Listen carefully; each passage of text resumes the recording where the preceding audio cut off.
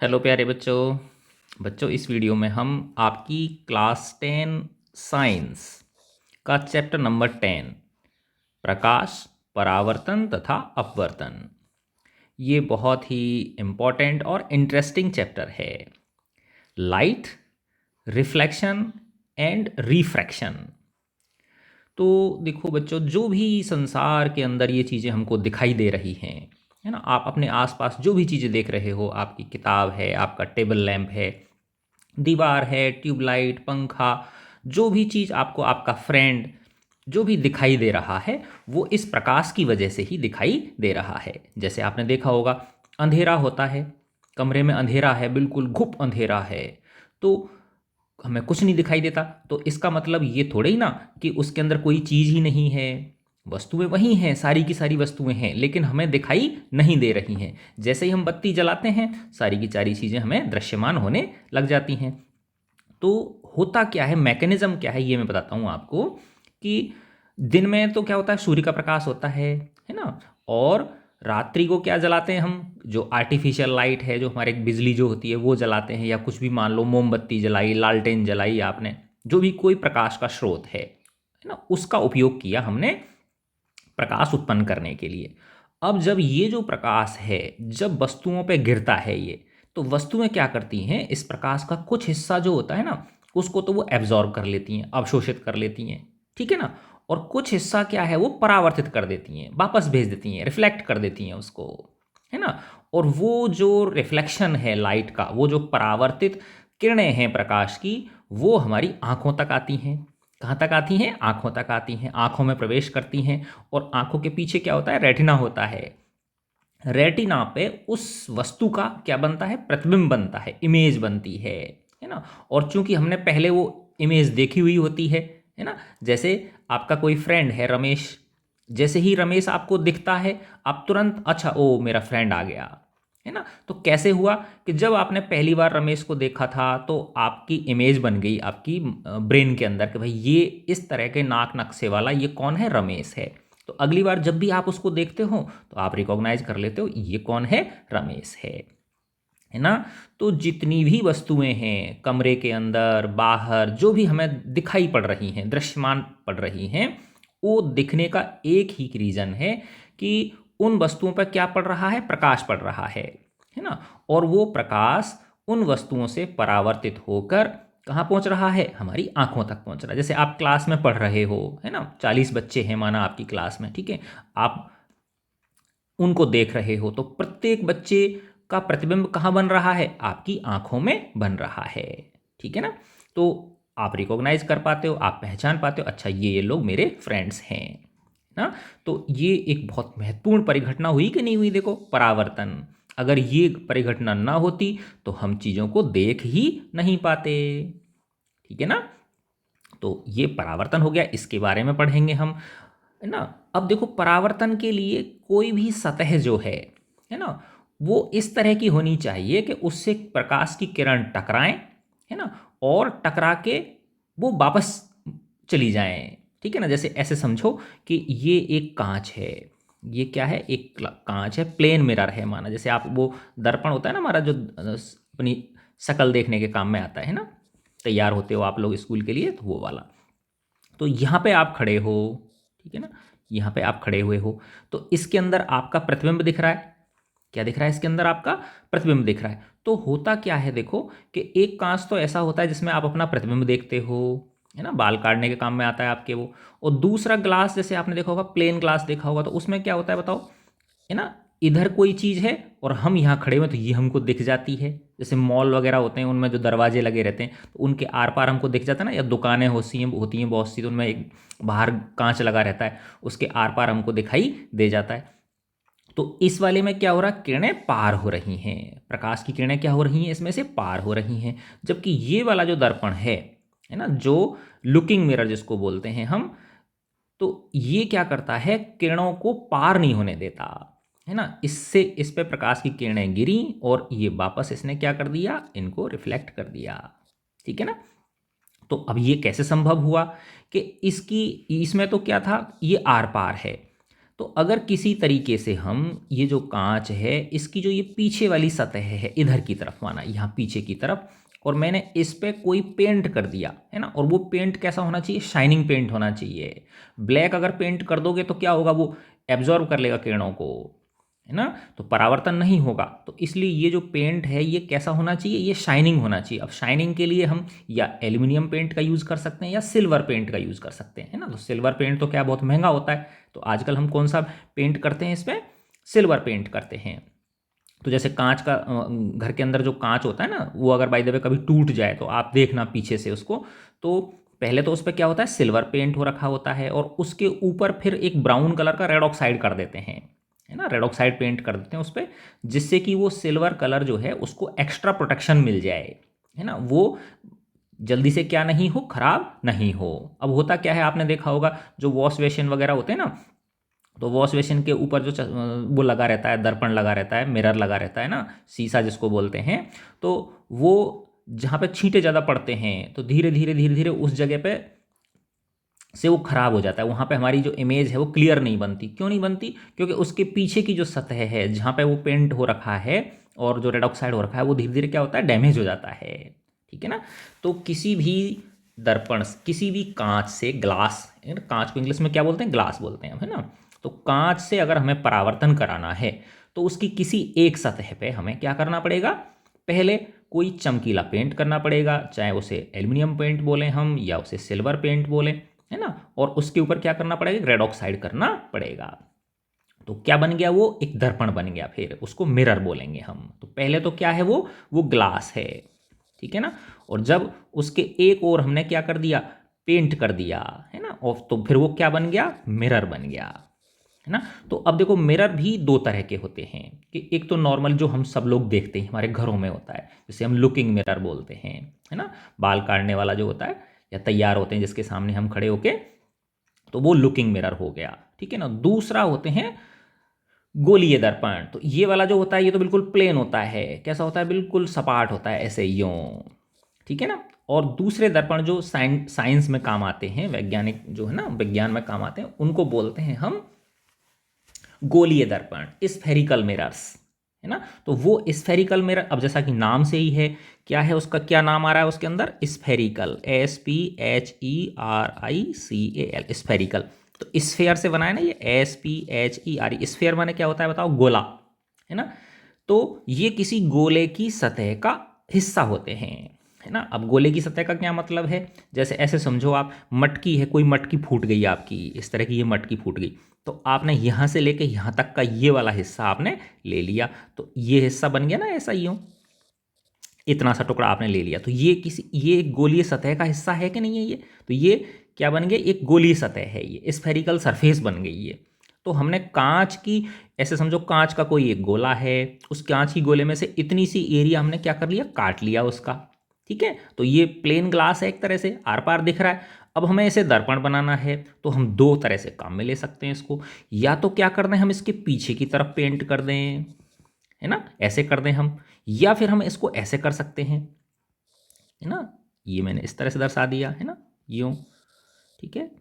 या मैं इस पे इस तरह से पेंट कर दूं, यहाँ पे पेंट कर दूं, अंदर वाली सतह पे पेंट कर दूं, ठीक है ना। तो देखो इसमें तो क्या किया, बाहर की ओर उभरी हुई सतह पे पेंट किया, तो अंदर की ओर उभरी हुई सतह जो है ये परावर्तक है, और इस वाले में क्या किया बताओ, अंदर की तरफ पेंट कर दिया। तो अब इसमें क्या होगा, बाहर की ओर जो उभरी हुई सतह है ये क्या होगी, परावर्तक होगी। तो इसको हम आराम आराम से पढ़ेंगे कि किस तरह से ये अवतल दर्पण बनते हैं और किस तरह से उत्तल दर्पण बनते हैं, ठीक है। तो मोटा मोटा मैंने क्या बताया अभी आपको, पहले हम इसका एक जनरल इंट्रोडक्शन पढ़ेंगे अभी, है ना, फिर इसकी डिटेल में एक एक चीज़ों में आगे बढ़ेंगे, ठीक है, हमें कोई जल्दी नहीं है इसमें। तो परावर्तन हो गया, ठीक है। इसके बाद फिर हम आते हैं किसके ऊपर, अपवर्तन के ऊपर, ठीक है। तो अपवर्तन में क्या है, देखो परावर्तन में तो क्या था, किरण उस दर्पण से टकराई और वापस उसी माध्यम में चली गई। जैसे ऐसे समझो ये वाला है ना, ये इसमें बाहर की तरफ क्या हो रखा है, पेंट हो रखा है, और यहाँ पे ये किरण आके इससे क्या हुई, टकराई ये किरण। तो ये क्या करेगा, इनको एक जगह माना इसने क्या कर दिया, यहाँ पे इकट्ठा कर दिया इस जगह पे, इस तरह से, ठीक है ना, यूँ। ठीक है ना, ऐसे ये इसने इनको इकट्ठा कर दिया। तो जिस माध्यम से ये किरणें आई थीं, इस दर्पण ने, इस मिरर ने वापस इन किरणों को इसी माध्यम में भेज दिया, है ना। तो ये तो क्या है बताओ, परावर्तन है, ठीक है ना। ये जैसे माना इधर क्या है, एयर है ना, और ये माध्यम क्या है, ये मीडियम क्या है, ये ग्लास है। तो एयर से प्रकाश किरणें ग्लास पे आके टकराई और ग्लास ने वापस से उनको क्या कर दिया, एयर के अंदर भेज दिया, है ना। तो उसी माध्यम में अगर वापस किरणें मुड़ जाती हैं तो ये जो प्रक्रिया है, ये जो फिनोमेना है, ये जो परिघटना है, इसको हम परावर्तन बोलते हैं, है ना।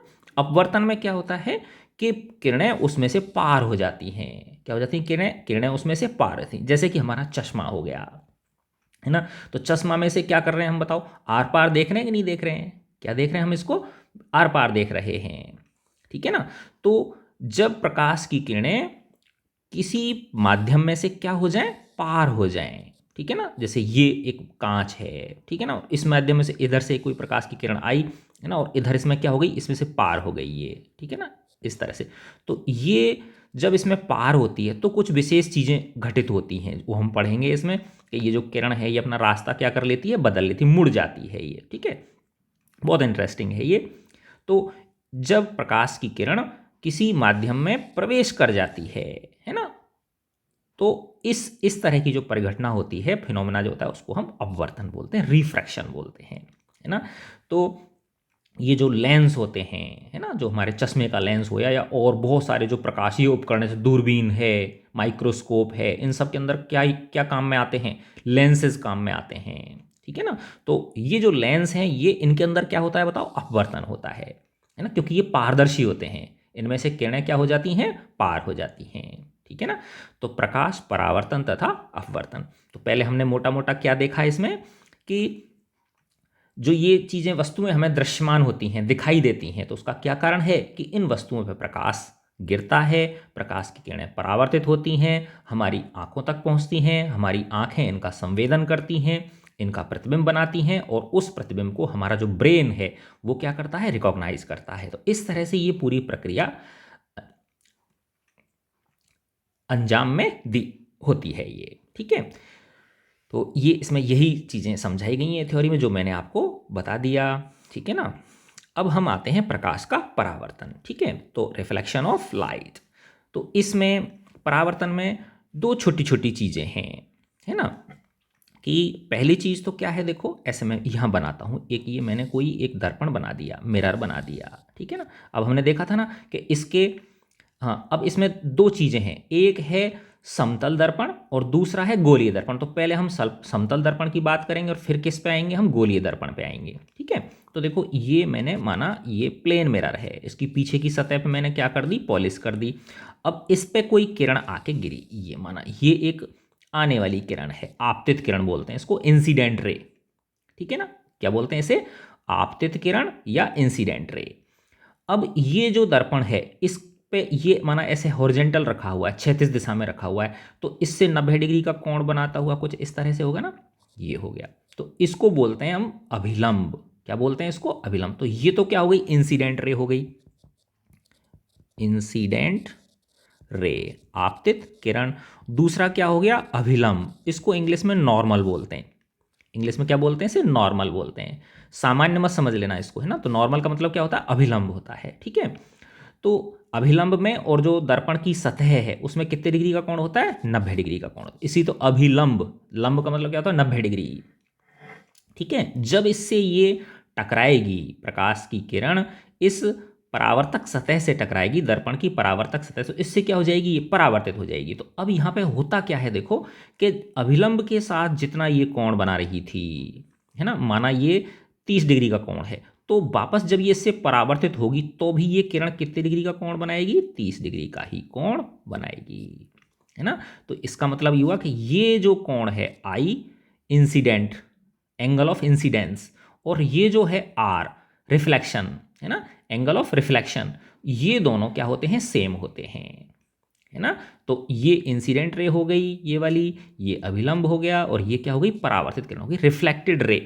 इसको क्या बोलेंगे हम, रिफ्लेक्टेड रे बोलेंगे, REFLECTED, रिफ्लेक्टेड रे। ठीक है, तो क्या निष्कर्ष निकला कि ये जो कोण आई है, कोण आई किसके बराबर है, कोण आर के बराबर है ना। आई कम हो जाएगा तो आर भी कम हो जाएगा। जैसे मैं दूसरा एक चित्र बनाता हूँ, यहाँ पे मैंने बनाया है ना, ये परावर्तक सतह है, ठीक है ना, ये क्या हो गया, अभिलंब हो गया, है ना, और ये मैंने देखो इस कोण को कम कर दिया, तो ये आई कम हो गया कि नहीं हो गया, तो आर भी क्या हो जाएगा, कम हो जाएगा। तो ये क्या है बताओ, ये आर है ना। अगर मैं बढ़ा दूं इसको, है ना, जैसे ये परावर्तक सतह मार्क कर ली मैंने, ये मैंने क्या कर लिया, अभिलंब मार्क कर लिया, इस कोण को मैंने बढ़ा दिया। तो देखो पहले माना 30 डिग्री के आसपास था, फिर मैंने इस केस में क्या कर दिया, ये इस अभिलंब के साथ इसका 15 डिग्री का ये माना, है ना। तो ये भी कितने डिग्री का था बताओ, ये भी 15 डिग्री का था, है ना। इस केस में क्या है, ये 30 डिग्री का है, तो ये भी कितने डिग्री का, 30 डिग्री। मैं जस्ट एक एग्जाम्पल लिया है आपको। अब यहाँ मैंने इसको बढ़ा दिया, माना ये 50 डिग्री कर दिया है, 60 डिग्री कर दिया, ठीक है ना, ठीक, ये 50 डिग्री माना मैंने कर दिया। तो ये जो परावर्तन कोण है, ये भी कितने डिग्री का हो जाएगा, 50 डिग्री का। इस तरह से ये किरण, तो ये कोण भी कितने डिग्री का होगा, ये भी 50 डिग्री का होगा। ठीक है, और बढ़ा दूंगा मैं तो और बढ़ जाएगा। तो क्या निष्कर्ष निकला कि आपतन कोण परावर्तन कोण के बराबर होता है। तो angle I equal to angle R, ये कुछ नियम है रिफ्लेक्शन के, है ना। दूसरी चीज है, आपतित किरण दर्पण के आपतन बिंदु पर अभिलंब तथा परावर्तित किरण सभी एक ही तल में होते हैं। तल का मतलब क्या है, एक ही लाइन में होते हैं ये, है ना। किस तरह से होते हैं, ये एक ही लाइन में होते हैं, ठीक है ना। ऐसे समझो जैसे माना कागज का तल है, तो एक जैसे ये प्लेन पेपर है, ठीक है ना, तो इसी के तल में होंगे, यानी इससे कोई बाहर निकला हुआ नहीं होगा, ठीक है ना, तीनों इसी की तल के अंदर ये होंगे। तो ये हमने किसका पढ़ा, प्लेन मिरर का पढ़ा। तो जिस तरह से ये प्लेन मिरर के लिए हैं, उसी तरह से ये जो स्फेरिकल मिरर्स हैं, गोलीय दर्पण जो हैं, ठीक है ना, उन पर भी यही सेम नियम लागू होते हैं। अब यहाँ पे दो बात आती है ना, एक होती है आभासी प्रतिबिंब, है ना, और एक होता है वास्तविक प्रतिबिंब, ठीक है ना। तो आभासी प्रतिबिंब क्या है, और इसमें थोड़ा सा बच्चों को दिक्कत होती है, पता नहीं ये आभासी वास्तविक क्या होते हैं। तो देखो मैं समझाता हूँ आपको। जैसे ऐसे समझो कि यहाँ पे वो शीशा रखा हुआ है, लुकिंग मिरर रखा हुआ है, जो आप जिसमें देख रहे हो, है ना, और यहाँ पे माना आप खड़े हो, ठीक है, ये आप खड़े हो, ठीक है। अब जैसे ही आप इसमें अपना प्रतिबिंब देखते हो, है ना, तो आपकी परछाई इसके अंदर दिखती है कि नहीं दिखती, है ना, इस वाले दर्पण के अंदर दिखती है। अब अगर माना आप यहाँ पे एक कागज रख दो, इस जगह आपके बीच और इस दर्पण के बीच यहाँ पे माना एक प्लेन पेपर रख दिया आपने, तो क्या आपकी परछाई यहाँ पड़ेगी, क्या बनेगी क्या इस पेपर पे, है ना, इस दर्पण की वजह से नहीं बनेगी, है ना। तो कहने का मतलब ये है कि आभासी जो प्रतिबिंब होता है, इसको हम पर्दा मान लें, है ना, इसको क्या मान लें, हम पर्दा मान लें। तो आभासी जो प्रतिबिंब है उसको पर्दे पे प्राप्त नहीं किया जा सकता, है ना। सेम अगर माना ये ऐसे होता कि ये दर्पण जो है ये प्लेन मिरर ना हो के ना, ये अवतल दर्पण होता इस तरह से, है ना, और यहाँ पे माना आप खड़े हुए थे इस जगह पे, ठीक है ना, ये आप खड़े हुए थे, और अगर यहाँ पे प्लेन कागज रखा हुआ होता, है ना, तो यहाँ पे आपका उल्टा प्रतिबिंब बनता। क्या बनता, आपका टांग ऊपर की तरफ होती, है ना, और आपका ये सिर इस तरह से होता। तो ये छप जाता इस कागज के ऊपर, इस दर्पण की वजह से आपका जो प्रतिबिंब है ये कहाँ छप जाता, इस कागज पे छप जाता। हालांकि नीचे की तरफ बनता है ये, इस तरह से बनता है ना, यूं बनता। तो वास्तविक और आभासी प्रतिबिंब में क्या अंतर हुआ बताओ, कि जो आभासी प्रतिबिंब है ना, वर्चुअल जो इमेज है, इंग्लिश में क्या बोलते हैं इसको, वर्चुअल इमेज बोलते हैं। तो ये जो वर्चुअल इमेज है, इसे आप पर्दे पर, है ना, स्क्रीन के ऊपर प्राप्त नहीं कर सकते, है ना। जबकि जो वास्तविक प्रतिबिंब होता है ना, उसे आप जो पर्दा है आपका, जो स्क्रीन है, उस पर आप प्राप्त कर सकते हो, है ना। तो ये रियल इमेज हो गई, और ये क्या हो गई, इसकी वर्चुअल इमेज हो गई, ठीक है। तो ये हो गया। अब होता क्या है, जैसे अब आप अपन आगे पढ़ेंगे कि जो आभासी होता है वो हमेशा सीधा होता है ना, और जो वास्तविक होता है वो प्रतिबिंब कैसा होता है, उल्टा होता है, ठीक है। तो यही चीज़ें इसमें बताइए कि जो प्लेन मिरर के लिए जो परावर्तन के नियम लागू होते हैं, वही जो ये स्फेरिकल मिरर्स हैं, है ना, जो गोलीय दर्पण है उनके लिए भी यही नियम लागू होते हैं। ठीक है ना, ऐसे आपने देखा होगा एक चम्मच जो होती है, ठीक है ना, इस तरह से चम्मच जो होती है ना, चमचा मान लो, चम्मच मान लो, कुछ भी, है ना, तो अगर ये बिल्कुल नई है तो जब आप इसके अंदर अपना मुंह देखते हो तो अलग तरह का मुंह दिखाई देता है आपका। और अगर आप इसको उल्टा कर देते हो, ऐसे यूं इस चमचे को आपने उल्टा कर दिया, ऐसे अगर आप देखते हो इस वाली सतह पे अपना वो देखते हो, जब आप इसमें देखते हो तो आपकी अलग तरह की परछाई नजर आएगी। इसके अंदर उल्टा करके जब आप देखोगे तो ये अलग तरह की परछाई आपकी नजर आएगी। तो यही इसमें बता रहा था, यानी जो चम्मच है हमारी, है ना, वो भी एक तरह से दर्पण का कार्य करती है। उस पर साइनिंग हो रखी है ना, तो उससे क्या होती है, किरणें परावर्तित होती हैं। ठीक है, तो ऐसे दर्पण जिनका परावर्तक पृष्ठ कैसा होता है, गोलीय होता है, स्फेरिकल होता है, उन्हें हम क्या बोलते हैं, गोलीय दर्पण बोलते हैं। ठीक है ना, तो अब हम आते हैं स्फेरिकल मिरर्स के ऊपर कि ये स्फेरिकल जो मिरर्स हैं ये कितने तरह के होते हैं। तो देखो मैंने आपको शुरू में बताया था कि गोलीय दर्पण जो हैं ये क्या होता है, एक गोले का हिस्सा होते हैं। ये क्या होते हैं, एक गोले का हिस्सा होते हैं। माना अब इस गोले वाली सतह जो है, इसमें यहाँ से लेके यहाँ तक का एरिया आपने ये वाला जो है ये इसमें से काट लिया। ठीक है ना, तो ये कुछ इस तरह का हो जाएगा कि नहीं हो जाएगा, इतना हिस्सा आपने इसमें से क्या कर लिया, काट लिया, तो ये ऐसे हो गया। ये वाली जो टुकड़ा है ये आपने क्या कर लिया, इसमें से निकाल लिया। ठीक है ना, तो मैं ये, अरे पूरा ही कट गया है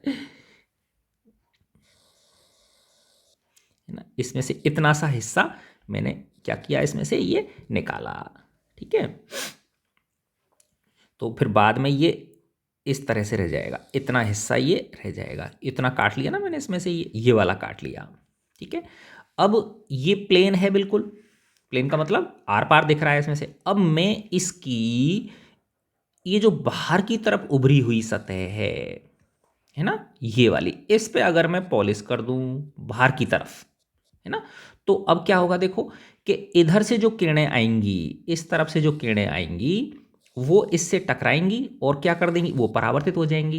है ना, अब देखो इधर की तरफ से जो किरणें आएंगी, इस तरफ से जो किरणें आएंगी, उनको तो क्या कर लेगा, ये अवशोषित कर लेगा, क्योंकि क्या हो रखी है, ये पेंट हो रखा है इस पे, है ना, तो इधर की तरफ से किरणों को तो क्या कर लेगा, अवशोषित कर लेगा। है ना, तो ये वाली तो कोई मतलब की है नहीं हमारे। ठीक है ना, तो यानी इससे जब ये किरणें टकराएंगी इस दर्पण से, तो ये दर्पण क्या करेगा, इनको वापस से इसी माध्यम में भेज देगा। है ना, अब हम देखेंगे कि भाई किस किस तरह से, कितनी दूर से ये किरणें आ रही हैं, उस पर डिपेंड करेगा कि इनको कहाँ ये मिलाएगा। है ना, तो जैसे ये समांतर किरणें हैं, तो समांतर किरणें कब बनती हैं, जब बहुत दूरी से आ रही हों, अनंत दूरी से आ रही हों। है ना, तो इनको ये क्या करता है, एक जगह पे इकट्ठा कर देता है। माना यहाँ पे इसने क्या कर दिया, इनको इकट्ठा कर दिया, तो ये किरण ऐसे आई, यहाँ पे टकराई और इस तरह से क्या हो गई, ये परावर्तित हो गई।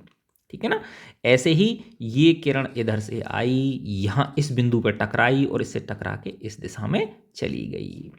ठीक है ना, इस दिशा में क्या हो गई, ये चली गई। ऐसे ये किरण इस तरह से आई और इस तरह से वापस टकराई यहाँ पे और यहाँ पे चली, तो ये इस जगह पे मिल रही है ना ये, है ना, तो ये जहाँ पर ये मिलती हैं, एक्चुअल मिल रही हैं ये, तो ये जो बिंदु है ये इसका फोकस बिंदु कहलाता है, एफ। क्या बोलते हैं इसको, फोकस बिंदु कहलाता है, एफ। ठीक है ना, अच्छा, तो अब हम सबसे पहले तो ये देखें कि इस तरह से जो ये हिस्सा मैंने काटा, इसकी अंदर की ओर उभरी हुई सतह अगर परावर्तक है, बाहर की तरफ पेंट करने की वजह से, बाहर की तरफ मैंने क्या कर दिया, पेंट कर दिया, तो ये अंदर की ओर जो उभरी हुई सतह ये रिफ्लेक्टिंग है, तो ऐसा जो दर्पण होता है वो अवतल दर्पण कहलाता है। क्या बोलते हैं इसको हम, अवतल दर्पण बोलते हैं। है ना, कॉनकेव मिरर, ठीक है ना, कॉनकेव मिरर बोलते हैं। दूसरे इसको, ये चूंकि एक बिंदु पे क्या कर रहा है, इनको इकट्ठा कर रहा है ना, तो इकट्ठे करने को बोलते हैं अभिसार, अभिसार, है ना, तो इसको अभिसारी दर्पण भी बोलते हैं, अभिसारी दर्पण। है ना, इसको कॉनकेव मिरर बोला, अभिसारी दर्पण बोला। दूसरा ये क्या कर रहा है, इकट्ठा कर रहा है, कन्वर्ज कर रहा है, कन्वर्ज, CONVERGE, कन्वर्ज, तो इसको कन्वर्जिंग, तो ING, ई हटा के ING लगा दे तो कन्वर्जिंग मिरर भी हम इसको बोल देते हैं। ठीक है ना, तो क्या निष्कर्ष निकला कि अगर किसी गोलीय दर्पण की अंदर की ओर उभरी हुई सतह परावर्तक होती है तो उसको हम अवतल दर्पण बोलते हैं। और उसकी क्या विशेषता है कि वो अनंत से आने वाली समांतर किरणों को क्या करता है, एक बिंदु पे इकट्ठा कर देता है ना। एक बिंदु पे क्या कर दिया इसने, इकट्ठा कर दिया। ठीक है। अच्छा, अब इसका उल्टा कर दूं मैं, है ना, कि ये जो अंदर की ओर उभरी हुई सतह है ना, अब इसको मैंने इस तरह से बना दिया, यूं बना दिया ऐसे, है ना। ये जो अंदर की ओर उभरी हुई सतह है इस पे तो मैं क्या कर दूं, पेंट कर दूं। ठीक है ना, ऐसे मैंने क्या कर दिया, इस पे ये पेंट कर दिया। तो ये जो बाहर की ओर उभरी हुई सतह है ये परावर्तक हुई ना, क्योंकि इधर की तरफ से किरणें आएंगी उनको तो ये क्या कर लेगा, अवशोषित कर लेगा। तो इसका तो कोई यूज हुआ नहीं। ठीक है ना। तो क्या करेंगे हम कि जब ये इस पे इधर की तरफ से किरणें आएंगी तो ये बाहर की ओर जो उभरी हुई सतह ये परावर्तक हुई ना। इसमें क्या था देखो, ये अंदर की ओर जो उभरी हुई सतह थी ये वाली, है ना, ये जो अंदर की उभरी सतह थी ये परावर्तक थी। इसमें ये बाहर वाली जो सतह है ये वाली, ये क्या है, ये परावर्तक है। ठीक है ना, इस तरह से ये जो बाहर की उभरी सतह है ये परावर्तक है। तो इसकी क्या विशेषता है, हाँ, अगर ऐसा दर्पण हम बनाते हैं कि अंदर की तरफ पेंट कर दें, उसमें कांच में अंदर की तरफ पेंट कर दें और बाहर की ओर उभरी हुई सतह अगर परावर्तक हो तो उस दर्पण को हम बोलते हैं उत्तल दर्पण। क्या बोलते हैं उसे हम, उत्तल दर्पण बोलते हैं। बेटा इसमें ये राइटिंग कुछ ऐसी आती है इससे ये जो डिजिटल पेन होता है ना, ऐसी मोटी सी आती है ना, क्योंकि फ्रिक्शन नहीं होता ना कांच और इसके बीच में, इस वजह से राइटिंग ढंग की नहीं आती है। तो इसको उत्तल दर्पण बोलते हैं या convex mirror, CONVEX, convex mirror. ये क्या करता है, किरणों को फैला देता है ना। तो जैसे ऐसे समझो कि एक अनंत से समांतर किरणें आई, है ना, तो ये क्या करेगा, अब इन किरणों को फैला देगा। अब इन किरणों को क्या करेगा, ये फैलाएगा। तो फैलाने का मतलब क्या है, देखो कि इनको बनाने का एक तरीका है कि इसके पीछे ऐसे लाइन बढ़ा लो ये, ठीक है ना, इसके पीछे मैंने लाइन बढ़ा ली और यहाँ पे एक बिंदु मार्क कर लिया, है ना, इसको और इसको मिलाया मैंने ऐसे, इसको और इसको ऐसे मिला दिया, है ना। तो फिर ये इस लाइन को सीधा इस तरह से मैं बढ़ा देता हूँ। तो ये इस तरह से किरण आई, यहाँ पे टकराई और इस दिशा में क्या हो गई, चली गई। तो फैल फैल गई ना ये। ऐसे ही ये इधर से आई, यहाँ पे टकराई। इसको बनाने का क्या तरीका, इसको मिला दो पीछे से ऐसे, है ना, इस तरह से यूँ, इसको इस तरह से किया तो ये इस तरह से फैल गई यूँ, है ना। तो ये किरण जो थी ये ऐसे फैल गई, है ना। ये वाली जो किरण है ये इस तरह से फैल गई। ये जो आ रही है ये वापस से इसी दिशा में लौट जाएगी। तो देखो ये एक किरण, दूसरी किरण और तीसरी किरण जैसे ही इससे टकराई इससे, तो ये तीनों फैल गई ना, एक, है ना, ये दो इस तरह से फैल गई, ये तीसरी इस तरह से फैल गई, है ना। तो इसने क्या कर दिया, उत्तल दर्पण ने इन किरणों को फैला दिया। ठीक है ना। अब चूंकि देखो ये फैल गई, यहां पे तो क्या हो रही थी, ये इकट्ठी हो रही थी, यहां पे क्या हो गई, सारी सारी ये फैल गई। तो फैलेंगी तो एक बिंदु पे ये मिल नहीं सकती, है ना। यहां पे अगर आप कोई पर्दा रख दोगे इधर की तरफ तो इस पर्दे पे ये एक्चुअल में मिल थोड़ी रही है, नहीं मिल रही, फैल रही हैं ये। तो इस पे क्या हुआ बताओ, इसका प्रतिबिंब प्राप्त नहीं कर सकते। तो ये प्रतिबिंब वास्तविक नहीं हुआ। क्या नहीं हुआ, प्रतिबिंब वास्तविक नहीं हुआ। लेकिन देखो इसके दर्पण के पीछे एक बिंदु प्रकट होता है हमें, है ना। इस बिंदु को हम बोलेंगे फोकस बिंदु इसका, है ना, जहां से ये किरणें आपको फैलती हुई प्रतीत हो रही हैं। देखो इस बिंदु से ये निकल रही है ना, ऐसे इससे इधर की तरफ निकल रही है, ऐसे निकल रही है, ये इस तरह से ऊपर की तरफ निकल रही है, ये वाली इस तरह से निकल रही है ना। तो उत्तल दर्पण में जो इसका फोकस बिंदु है वो दर्पण के कहाँ होता है, पीछे की ओर होता है, इस तरफ होता है। और ये जो अवतल दर्पण है इसमें जो फोकस बिंदु होता है दर्पण का वो दर्पण के आगे की ओर होता है। ठीक है ना, क्योंकि इसमें एक्चुअली वो मीट करती हैं और इसमें वो हमें फैल जाती हैं, तो इस बिंदु पे से आती हुई प्रतीत होती हैं।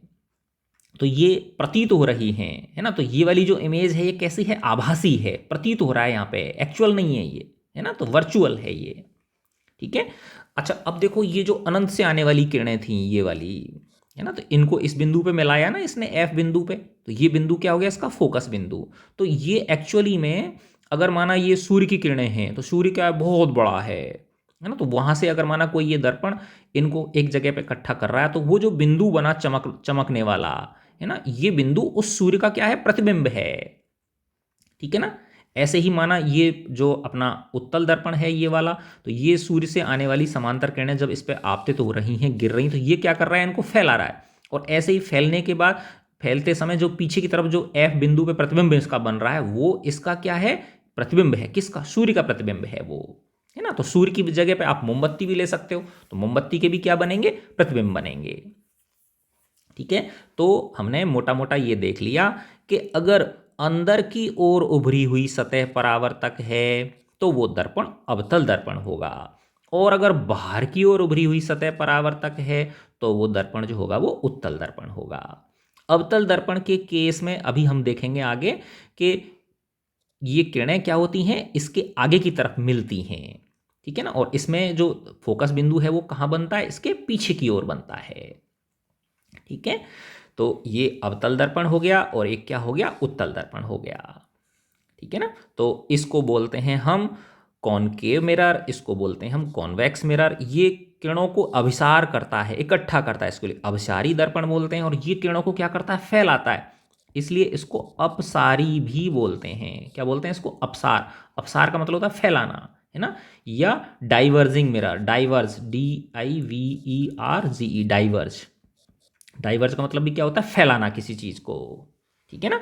तो ये हो गया। अच्छा, अब इसमें देखो कुछ बिंदुओं के नाम हैं आपके, कि भाई किस बिंदु को ध्रुव बोलते हैं, किस बिंदु को फोकस बिंदु बोलते हैं, और किसको वक्रता केंद्र बोलते हैं। तो देखो अब हम इसमें मैं आपको समझाता हूं।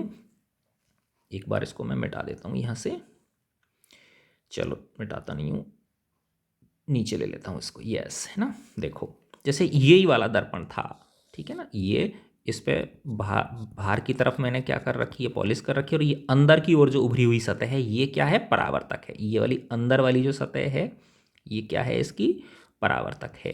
ठीक है। इस पे ये अनंत से आने वाली किरणें हैं, है ना। मैंने 3 किरणें बना दी। ये क्या करेगा बताओ, इनको एक जगह पे इकट्ठा कर देगा ना, क्या कर देगा, एक जगह पे अभिसार कर देगा। तो माना यहाँ पे ये इकट्ठी हो गई, इस तरह से इसने क्या कर दिया, इनको इकट्ठा कर दिया। तो ये जो बिंदु है ये क्या है बताओ, इसका फोकस बिंदु कहलाता है ना। और ये जो बीच का बिंदु होता है ये वाला, इसको P बोलते हैं, ध्रुव, पोल। क्या बोलते हैं इसको, ध्रुव कहते हैं। ठीक है ना। यानी गोलीय दर्पण के परावर्तक पृष्ठ के केंद्र को दर्पण का क्या बोलते हैं, ध्रुव बोलते हैं। तो पोल हो गया ये वाला, तो ये पोल हो गया ये एफ हो गया, फोकस बिंदु हो गया, है ना। अच्छा, अब देखो कि ये जो गोला है ना, कुछ इस तरह से है ना, ये एक्चुअल गोला इस तरह से है कि नहीं है। तो ये उसी गोले का हिस्सा तो है ये। तो अब ये गोला है तो इसका कहीं ना कहीं केंद्र होगा। तो हालांकि मैंने थोड़ा सा इधर की तरफ बना, तो ये बड़े बड़े दर्पण का हिस्सा है ये। तो माना ये क्या है, इसका यहाँ पे केंद्र है ना। तो ये थोड़ा सा और बड़ा बना लेता हूं मैं इसको।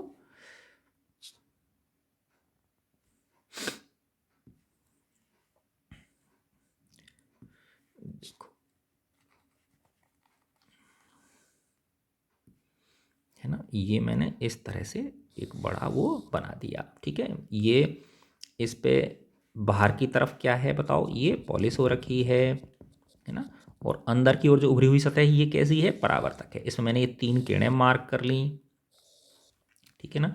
ये 3 किरणें मैंने मार्क कर ली। ये क्या करेगा, इनको यहाँ पे इकट्ठा कर देगा। तो माना इस तरह से ये क्या हो गई, इकट्ठी हो गई यहाँ पे। तो ये क्या हो गया, इसका फोकस बिंदु है ना। तो अब देखो ये एक गोले का हिस्सा है ना, ये एक गोला इस तरह से बनेगा कि नहीं बनेगा, यूं बनेगा, है ना। तो इस गोले का यहाँ पे ये केंद्र हो गया ना, ये इस केंद्र को बोलते हैं हम C, सेंटर ऑफ कर्वेचर, है ना।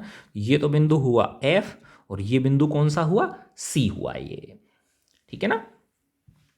तो F को फोकस बिंदु बोलते हैं, और C को क्या बोलते हैं, वक्रता केंद्र, सेंटर ऑफ कर्वेचर, है ना। तो अब देखो इसमें कुछ संबंध नजर आ रहा है ना आपको। ये हमारा P बिंदु हो गया ध्रुव, के ध्रुव से F तक की जो दूरी है ये फोकस दूरी कहलाती है। इसको स्मॉल f से डिनोट करते हैं। किससे डिनोट करते हैं इसको, हम स्मॉल f से डिनोट करते हैं। ठीक है। और इसके बाद यहां से लेके यहां तक C तक की जो दूरी है ना, ये वक्रता त्रिज्या होती है, इसको R बोलते हैं, रेडियस ऑफ कर्वेचर। तो ये जो दूरी है ये यहाँ से लेके यहाँ तक ये f हुई ये वाली, है ना, और यहाँ से लेके यहाँ तक ये दूरी क्या हुई, ये r हुई, है ना। तो r और f में क्या संबंध आ गया, r इक्वल टू 2f, है ना। जो फोकस दूरी है उसकी ये जो वक्रता त्रिज्या है ये क्या होती है, दुगनी होती है।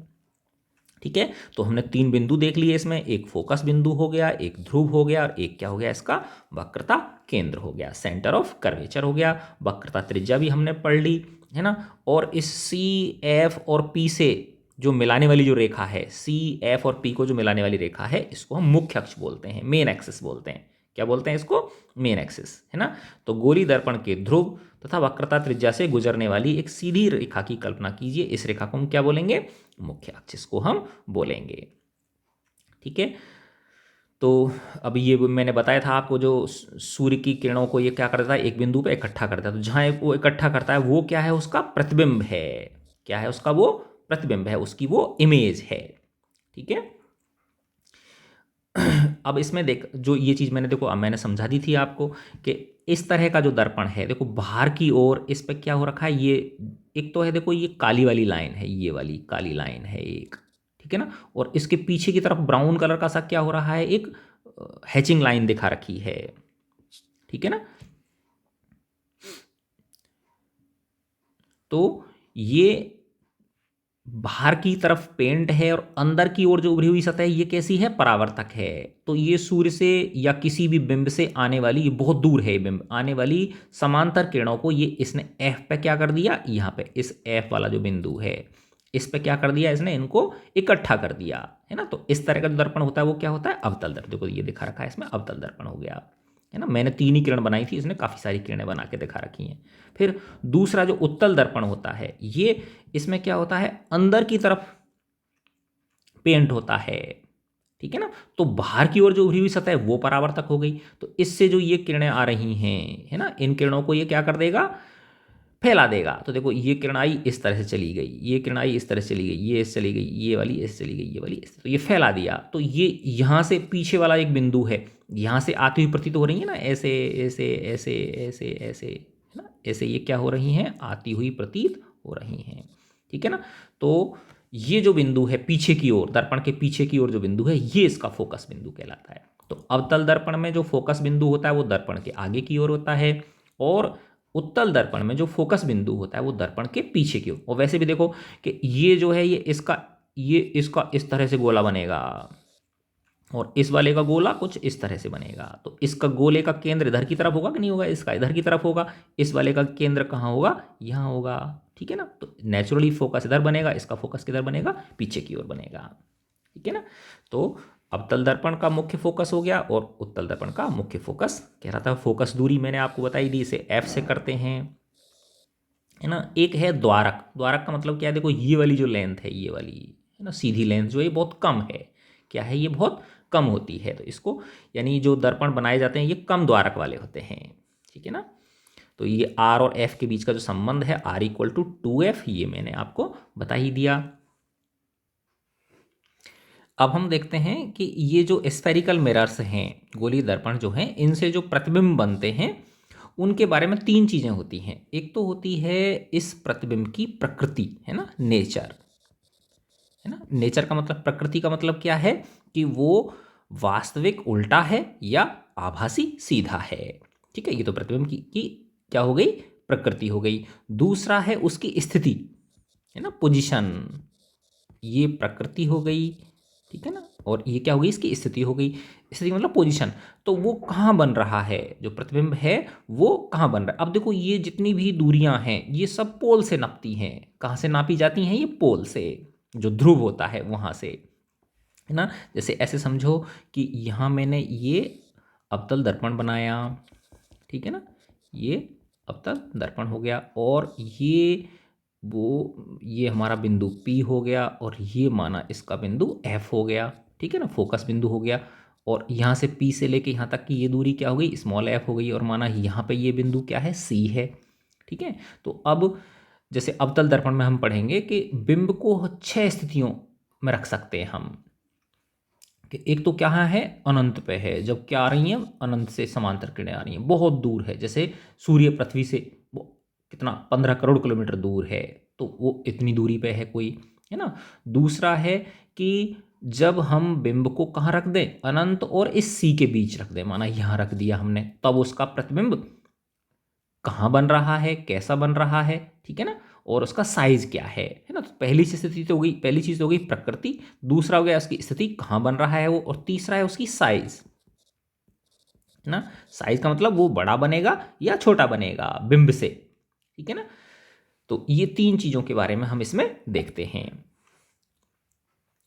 तो अब यहाँ पे गोलीय दर्पणों द्वारा प्रतिबिंब का बनना, तो इसकी कितनी स्थितियां हैं, 6 स्थितियां। देखो अब इसमें क्रियाकलाप में यही बताया कि आप किस तरह से सूर्य का प्रतिबिंब प्राप्त कर सकते हो, है ना। तो वो ये जैसे कि माना यहाँ पे आपका अवतल दर्पण है, ठीक है ना, ये क्या हो गया, अवतल दर्पण हो गया, और ये सूर्य से आने वाली किरणों को क्या कर देता है बताओ, एक बिंदु पे क्या कर देता है, इकट्ठा कर देता है ना। तो अवतल दर्पण लिया आपने, किसी स्टैंड पे रख दिया उसको, और उसके सामने यहाँ क्या बिछा दिया, कागज बिछा दिया, है ना। और उस कागज पे जहाँ पे वो जो चमकीला बिंदु है, जहाँ पे वो चमकीला बिंदु मिल रहा है ना, इस कागज को आगे पीछे सरका के, तो वो जो चमकीला बिंदु जहाँ मिलता है हमको, ठीक है ना, माना यहाँ पे मिला, तो वो इस सूर्य का क्या होता है, प्रतिबिंब होता है,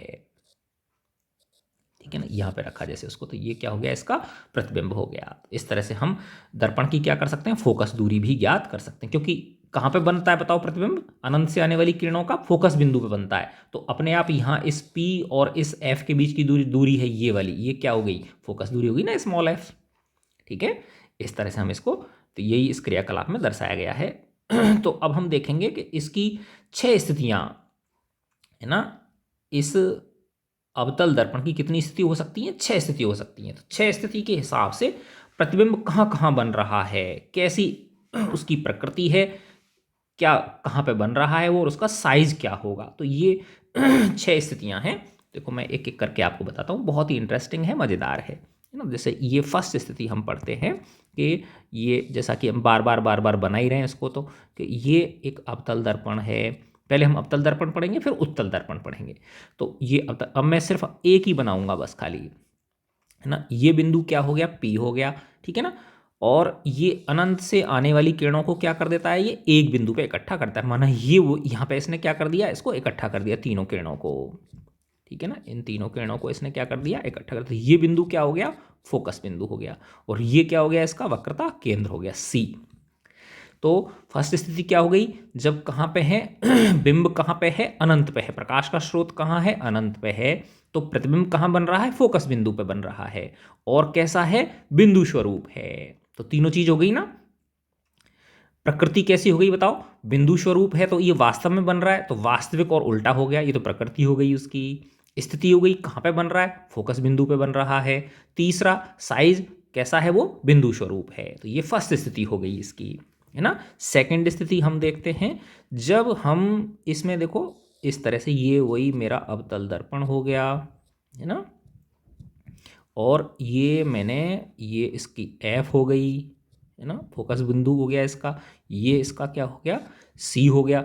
अब मैंने उसको अनंत और C के बीच रख दिया, यहाँ रख दिया माना बिंब को, है ना, जो ऑब्जेक्ट है, बिंब को इंग्लिश में क्या बोलते हैं, ऑब्जेक्ट बोलते हैं। ऑब्जेक्ट को मैंने यहाँ रख दिया, तो हमने क्या देखा था, जब अनंत पे था तो प्रतिबिंब कहाँ बन रहा था, जब बिंब अनंत पे था तो प्रतिबिंब F पे बन रहा था। अब बिंब को लेफ्ट, इस राइट साइड में खिसकाया हमने, है ना, P की ओर खिसकाया, तो C और अनंत के बीच रख दिया हमने बिंब को, यहां पे रख दिया इस जगह पे, ठीक है। तो अब जो प्रतिबिंब बनेगा वो इधर खिसकेगा, है ना, इस तरफ खिसकेगा, तो कहां बनेगा, F और C के बीच बनेगा, उल्टा बनेगा, वास्तविक बनेगा, और बिंब से छोटा बनेगा। तो देखो ये बिंब थोड़ा सा बड़ा है, बिंब क्या है, बड़ा है, और ये प्रतिबिंब क्या है, इसका छोटा है, ठीक है ना। तो हम बिंब को लेफ्ट से राइट में ला रहे हैं, ठीक है ना, और प्रतिबिंब किधर खिसक रहा है, राइट से लेफ्ट में खिसक रहा है, ठीक है। तो ये कौन सी स्थिति हो गई, थर्ड स्थिति हो गई। सेकंड स्थिति हो गई, सेकंड स्थिति में क्या है बताओ, बिंब कहाँ है, अनंत और C के बीच, ठीक है ना, या C से परे भी बोल देते हैं इसको, C से परे, है ना, बियॉन्ड C। फिर प्रतिबिंब कहाँ बन रहा है और कैसा बन रहा है, प्रकृति क्या हो गई उसकी वास्तविक है और उल्टा है ना। स्थिति क्या हो गई उसकी, F और C के बीच, और साइज क्या है, बिंब से अभी भी क्या है, ये छोटा है, है ना। अब हम आते हैं इसकी थर्ड स्थिति पे। थर्ड स्थिति पे क्या किया, देखो ये वही हमारा अवतल दर्पण हो गया, अंदर की ओर जो उभरी हुई सतह है वो परावर्तक है इसकी।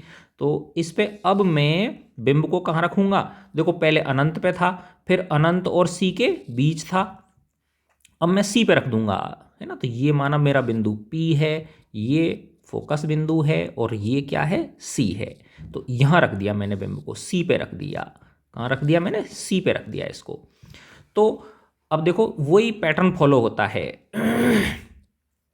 कि जब अनंत पे था तो प्रतिबिंब कहाँ बन रहा था, फोकस पे बन रहा था। जब अनंत और सी के बीच यहाँ ले आए, हम इस जगह पे ले आए उसको, तो प्रतिबिंब कहाँ बन रहा था, एफ और सी के बीच। तो प्रतिबिंब जो है वो राइट से लेफ्ट की ओर खिसक रहा है, और बिंब जो है वो लेफ्ट से राइट की ओर खिसक रहा है। जब हमने तीसरी स्थिति में बिंब को कहाँ पहुंचा दिया, सी पे पहुंचा दिया, तो अब प्रतिबिंब भी एफ और जो सी के बीच में था पहले, अब वो कहाँ बन जाएगा, सी पे बन जाएगा। और जितना बिंब है उतना ही क्या है, प्रतिबिंब है, सेम साइज का बनेगा। तो ये कौन सी स्थिति हो गई, इसकी थर्ड स्थिति हो गई। तो अब इसमें बताओ, प्रकृति बताओ, वास्तविक उल्टा है ना, ये है ना प्रतिबिंब इसका, वास्तविक है उल्टा है, ठीक है। स्थिति क्या हो गई, सी पे ही बन रहा है, और साइज उसका बराबर है। तो ये क्या हो गई, इसकी थर्ड स्थिति हो गई। फिर हम आते हैं इसकी फोर्थ स्थिति पे।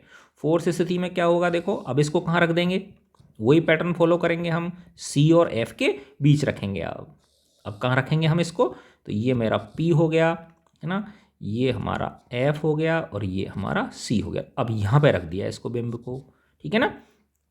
तो देखो वही पैटर्न फॉलो होगा ना, कि जब अनंत पे था तो फोकस बिंदु पे बन रहा था, जब बिंब अनंत और सी के बीच में था तो प्रतिबिंब फोकस और सी के बीच बन रहा था, है ना। जब सी पे रख दिया तो प्रतिबिंब भी सी पे बना। अब हमने बिंब को सी और एफ के बीच खिसका दिया, राइट साइड में खिसका दिया, तो अब जो प्रतिबिंब है वो सी से परे पहुंच जाएगा, है ना। तो यहां बनेगा ये, ठीक है ना, यहां बनेगा। अब देखो पैटर्न वही फॉलो हो रहा है कि पहले जब अनंत पे था तो बिंदु स्वरूप बना, फिर अनंत और सी के बीच लाए, थोड़ा सा बड़ा हो गया, लेकिन है भी बिंब से, इस स्थिति में है भी बिंब से छोटा ही। फिर तीसरी स्थिति में जब हमने इसको सी पे रखा, वक्रता केंद्र पे रखा, तो बराबर लंबाई का बना, बराबर लंबाई बोल दो, बराबर ऊंचाई बोल दो, सेम हाइट का बना, है ना। लेकिन अब क्या हो रहा है, देखो कि पैटर्न वही फॉलो होगा कि जब हम इसको सी और एफ के बीच में यहां पे रखा तो प्रतिबिंब कहां बना, सी से परे बना। तो देखो बढ़ता जा रहा है ना, पहले बिंदु स्वरूप था, फिर थोड़ा और बड़ा हुआ, फिर और बराबर हुआ, और फिर अब क्या हो जाएगा, उससे बड़ा हो जाएगा। तो ये फोर्थ स्थिति हो गई, है ना। तो फोर्थ स्थिति में क्या है बताओ, प्रकृति तो क्या है उसकी, वही उल्टा है और वास्तविक है। स्थिति क्या है, सी से परे है, और साइज क्या है उसका, बिंब से बड़ा है, आवर्धित है। तो ये स्थिति कौन सी हो गई, फोर्थ स्थिति हो गई, ठीक है ना। अब हम इसकी फिफ्थ स्थिति पे आते हैं, कौन सी स्थिति पे, पांचवी स्थिति पे आते हैं मैं। तो ये देखो मैंने पांचवी स्थिति बना दी। अब मैं कहाँ रखूंगा ये बताओ, अब उसको फोकस पे रख दूंगा। अब मैंने इस बिंब को कहाँ रख दिया, माना ये इसका फोकस बिंदु है, ये इसका पी है, ये कौन सी स्थिति है, पांचवी स्थिति है ना। और ये क्या हो गया, इसका सी हो गया। तो जब मैंने इसको फोकस पे रखा, यहाँ पे रखा इस बिंब को इस तरह से, है ना, तो देखो क्या बना, पहले जब इस पे सी और एफ के बीच रखा तो सी से परे बना, है ना। और अब क्या हो जाएगा, ये अनंत पे बनेगा, है ना। जब इसको हम फोकस बिंदु पे रख देंगे तो इसको इस तरह से दर्शा देता हूं मैं, पैरेलल लाइंस के रूप में, है ना। तो फिफ्थ स्थिति क्या हो गई बताओ, जब बिंब को कहाँ रखा हमने, फोकस बिंदु पे रखा, तो प्रतिबिंब कहाँ बन रहा है, अनंत पे बन रहा है। तो देखो ये फर्स्ट स्थिति का उल्टा हो गया ना, जब बिंब अनंत पे था तो प्रतिबिंब कहाँ बन रहा था, फोकस बिंदु पे बन रहा था। जब बिंब को फोकस पे रखा तो प्रतिबिंब कहाँ बना, अनंत पे बना। इस केस में भी कैसा होगा, वो वास्तविक होगा और उल्टा होगा। तो ये प्रकृति हो गई उसकी, ठीक है ना। स्थिति बताई दी हमने, कहाँ बन रहा है, अनंत पे बन रहा है, और साइज क्या है उसका, अत्यधिक आवर्धित है, बहुत बड़ा है, ठीक है ना। ये इसकी क्या हो गई, फिफ्थ स्थिति हो गई। अब छठी स्थिति देखो बहुत इंपॉर्टेंट है ना। इसको छठी स्थिति को मैं यहां ड्रॉ करता हूं, माना ये मेरा वही अवतल दर्पण है, ठीक है ना। ये मैंने इसका ये शो कर दिया, ये इसका पी है, ध्रुव है ना। ये बिंदु क्या है, इसका पी है, और ये वाला बिंदु इसका एफ है, फोकस बिंदु, और ये माना बिंदु इसका सी है। अब इसको बिंब को कहाँ रखेंगे बताओ, इस एफ और पी के बीच रखा मैंने। बिंब को हम राइट साइड में खिसका रहे हैं, लेफ्ट टू राइट, ठीक है ना। और प्रतिबिंब अब तक हमारा कैसे खिसक रहा था, राइट टू लेफ्ट खिसक रहा था। अब ये जो पांचवी स्थिति थी, इसमें जब हमने बिंब को एफ पे रखा था तो प्रतिबिंब कहाँ बना था, अनंत पे बना था। अब जब माना एफ और पी के बीच माना यहाँ रखा मैंने, तो प्रतिबिंब पहले ही जब ये एफ पे था तो अनंत पे बन चुका है। अब अनंत से भी दूर कहाँ ले जाएंगे इसको, है ना। तो अब इस स्थिति में क्या होगा बच्चों, कि ये जो प्रतिबिंब होगा इसका, जब बिंब कहाँ है, एफ और पी के बीच में है, तो जो प्रतिबिंब बनेगा बेटा वो इसके पीछे की ओर बनेगा, दर्पण के पीछे की ओर, यहाँ इस तरफ बनेगा। और जब दर्पण के पीछे की ओर है तो उसको आप पर्दे पे प्राप्त नहीं कर सकते। पर्दे पे प्राप्त नहीं कर सकते तो इसका मतलब कैसा है बताओ, वो आभासी है, और आभासी है तो कैसा है, सीधा है। तो इसलिए मैं इसको इस तरह से डॉटेड बना देता हूँ, ठीक है ना। इस तरह से मैंने क्या बना दिया, ये डॉटेड बना दिया।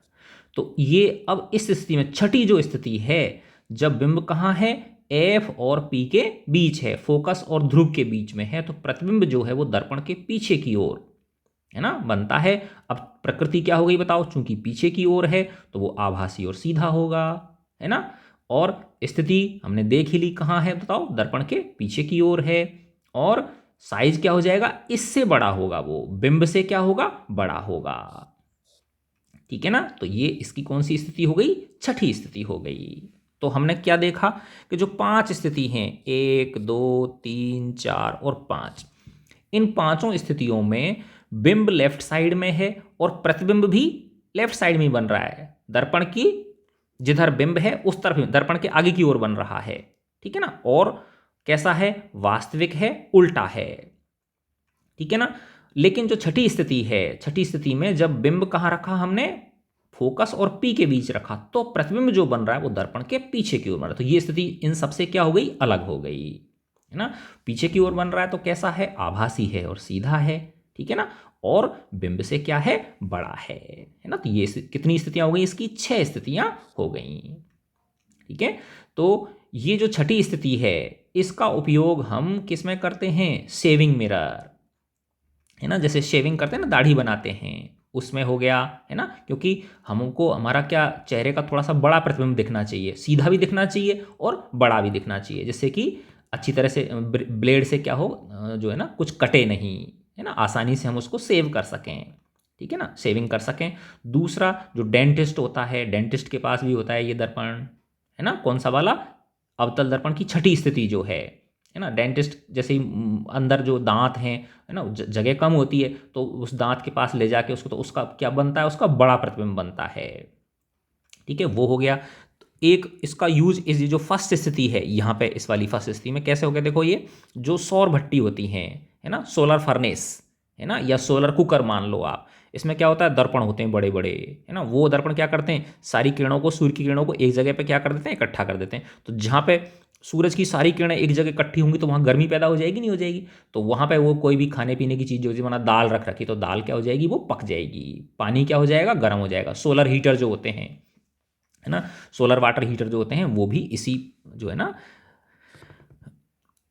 उस पर आधारित हैं, क्रियाविधि पे आधारित हैं, ठीक है। तो ये हमने क्या देखा, अवतल दर्पण देखा। अवतल दर्पण की कितनी स्थितियां थी, 6 स्थितियां थी, ठीक है ना। तो दो ये मैंने आपको एक एक करके दिखा दी। और ये जो आपकी टेबल बनी हुई है, इसमें वही है, देखो जब बिंब कहाँ पे था, अनंत पे था, प्रतिबिंब कहाँ बन रहा था, फोकस पे, छोटा था, बिंदु साइज था, वास्तविक था, उल्टा था।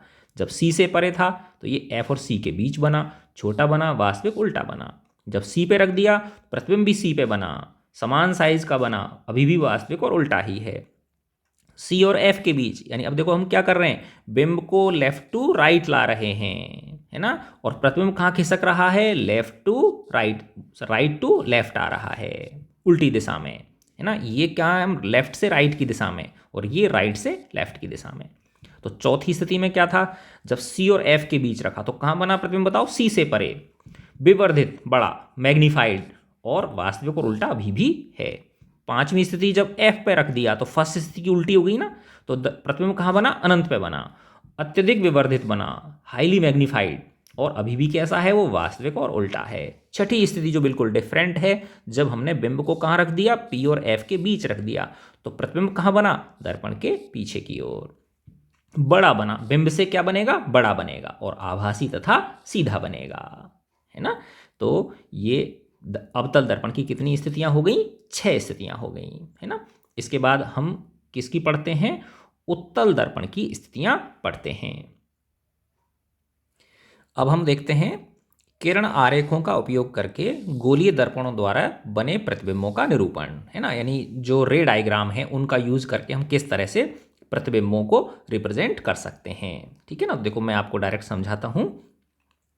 ये देखिए आप, दर्पण के मुख्य अक्ष के समांतर प्रकाश किरण परावर्तन के पश्चात अवतल दर्पण के मुख्य फोकस से गुजरेगी, है ना। जैसे कोई भी दर्पण है ना, जैसे ये माना अवतल दर्पण है, इससे ये मुख्य अक्ष के समांतर है ना, ये इसकी क्या है, मुख्य अक्ष है ना।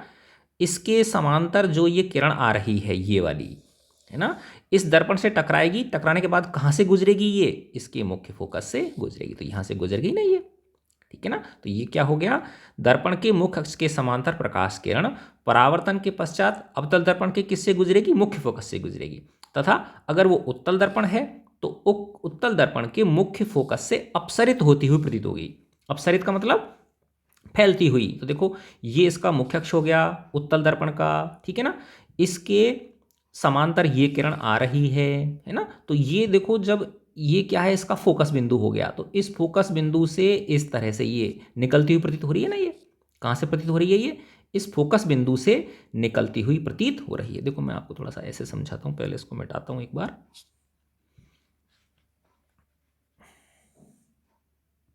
यस, है ना,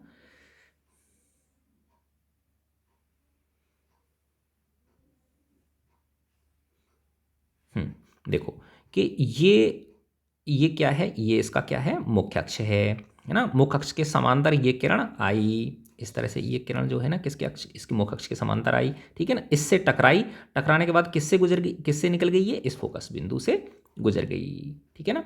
ऐसे अगर ये उत्तल दर्पण है, मुख्य अक्ष के समांतर ये किरण आई, है ना, तो ये क्या है, इसका ये जो फोकस बिंदु है यहाँ से ये अपसरित होती हुई, यहाँ से क्या होती है, ये फैलती हुई इस तरह से हमें प्रतीत हो रही है, ठीक है ना। तो ये फर्स्ट पॉइंट हो गया, इन पॉइंटों का यूज होगा अभी इसके अंदर। फिर है अवतल दर्पण के मुख्य फोकस से गुजरने वाली किरण, है ना, किससे, मुख्य फोकस से गुजरने वाली किरण, है ना। देखो ये रहा, इसमें चित्र 14.A और 14.A तथा 14.B में दर्शाया गया है ना। अवतल दर्पण के मुख्य फोकस से गुजरने वाली किरण अथवा उत्तल दर्पण के मुख्य फोकस की ओर निर्देशित किरण परावर्तन के पश्चात मुख्य अक्ष के समांतर निकलेगी। कैसे निकलेगी, ये मुख्य अक्ष के समांतर। तो ये अगला वाला चित्र है 10.4, ये तो 10.3 है ना ये वाला, ठीक है ना। तो 10.4A और B में दर्शाया गया। अगर कैसे है बताओ, वो अवतल दर्पण के मुख्य फोकस से गुजरने वाली, तो ये किससे गुजर रही है, मुख्य फोकस से गुजर रही। देखो ये यहाँ पे देख रहे हो आप, है ना, तो ये किरण आई, है ना, और इस तरह से ये कहाँ, इस मुख्य फोकस से गुजर रही है ना, इससे F से गुजर रही है। तो ये क्या होगी बताओ, जहाँ ये टकराएगी फिर इससे क्या हो जाएगी, ये समांतर हो जाएगी इस तरह से, ठीक है ना। और अवतल ये अवतल दर्पण हो गया। उत्तल दर्पण के केस में देखो ये मुख्य फोकस की ओर आ रही है ना, इस तरह से, ये किसकी ओर आ रही है, ये मुख्य फोकस की ओर आ रही है, ठीक है ना। तो जैसे ही यहाँ से इस जगह पर टकराएगी तो ये क्या हो जाएगी, इसके ये समांतर हो जाएगी, है ना। तो ये B पॉइंट हो गया इसका, जो इसमें दर्शाया गया है ये। फिर थर्ड है अवतल दर्पण के वक्रता केंद्र से गुजरने वाली किरण, है ना। अभी तो किससे गुजरी थी ये मुख्य फोकस की ओर आ रही थी। वक्रता केंद्र से गुजरने वाली किरण अवतल दर्पण के अथवा उत्तल दर्पण के वक्रता केंद्र की ओर निर्देशित किरण, उसकी ओर निर्देशित किरण परावर्तन के पश्चात उसी पथ के अनुदेश वापस लौट जाती है ना। तो ये थर्ड केस ये वाला हो गया, है ना। तो देखो ये किरण, ये वक्रता केंद्र हो गया ना, वक्रता केंद्र से गुजर रही नहीं गुजर रही है, ऐसे, है ना। तो वापस फिर क्या हो गई, ये ऐसे ही इसी दिशा में क्या हो गई, ये परावर्तित हो गई, ठीक है ना। इस तरह से आई, है ना, इससे गुजरी और वापस से इसी दिशा में क्या हो गई, परावर्तित हो गई। ऐसे देखो ये इसकी दिशा में आ रही है कि नहीं आ रही है, C की दिशा में आ रही है, वक्रता केंद्र की दिशा में। तो वापस यहाँ से जैसे ही टकराएगी वापस से इसी दिशा में ये चली गई। तो ये कौन सा स्थिति हो गई, ये वाली स्थिति हो गई 10.5A और 10.5B में दर्शाया गया है इसको, ठीक है। क्योंकि ये क्या है, इस पृष्ठ के लंबवत आ रही है। देखो इस पृष्ठ में और यहाँ कितने डिग्री का कोण बन रहा है, 90 डिग्री का कोण बन रहा है ना। ऐसे ही इस पृष्ठ में और यहाँ कितने डिग्री का कोण बन रहा है, ये 90 डिग्री का कोण। तो ये परावर्तक पृष्ठ पर अभिलंब गिरती है ये। फिर फोर्थ है कि अगर डायरेक्ट पी की दिशा में आए, अवतल दर्पण 10.6a और उत्तल दर्पण 10.6b में के बिंदु P की ओर मुख्य अक्ष से तिर्यक दिशा में आपतित किरण है ना, तो मुख्य ये हो गया ना, मुख्य अक्ष से कैसे आ रही है, ये तिर्यक दिशा में आ रही है, लेकिन आके इधर रही है P की दिशा में आ रही है ऐसे। तो इसमें वही परावर्तन के नियम, जो सिंपल परावर्तन के नियम वो लागू होते हैं। तो ये I और R इस तरह से ये, तो ये वापस जो दर्पण से परावर्तन के नियम होते हैं ना, उसके हिसाब से ये बिहेव करती है। ठीक है ना, तो ये हो गया। तो अवतल दर्पण द्वारा प्रतिबिंब का बनना, देखो मैंने ये 6 स्थितियों के आपको प्रतिबिंब दर्शा दिए थे, है ना। तो ये फर्स्ट स्थिति थी, ये दूसरी स्थिति थी, ये तीसरी स्थिति थी। इसमें क्या था, जब अनंत पे था, प्रतिबिंब कहाँ बना बताओ, F पे बना, है ना। बिंदु स्वरूप है, उल्टा है, वास्तविक है। ठीक है ना, देखो इसमें ये एक किरण ये है ना, तो ये कैसे आ रही बताओ, इसके मुख्य अक्ष के समांतर आ रही है ना ये वाली किरण, तो इससे टकराएगी, किससे गुजरेगी बताओ, ये F से गुजरेगी, तो ये F से ऐसे गुजर गई, है ना। ये भी क्या है बताओ, ये भी मुख्य अक्ष के समांतर है, ये किसके है, मुख्य अक्ष के समांतर है, तो ये इससे टकराएगी, ये भी किससे गुजरेगी, ये F से गुजरेगी। तो ये यहाँ पे मिल रही नहीं मिल रही है, ये तो F पे मिल गई ये। ठीक है ना, इस तरह से मैंने आपको सिंपल एक एक तरीके से बताया था, इसमें ये पूरे 2-2 किरण लेके बताया, 2-2 3-3 किरण लेके। जैसे अभी ये दूसरी स्थिति में C से परे हमने रखा उसको, है ना, तो ये किरण जो है ये मुख्य अक्ष के समांतर गई, है ना, तो किससे गुजरेगी बताओ, ये इसके फोकस से गुजरेगी, तो ये फोकस से गुजर गई, ऐसे ये F बिंदु से गुजर गई, है ना।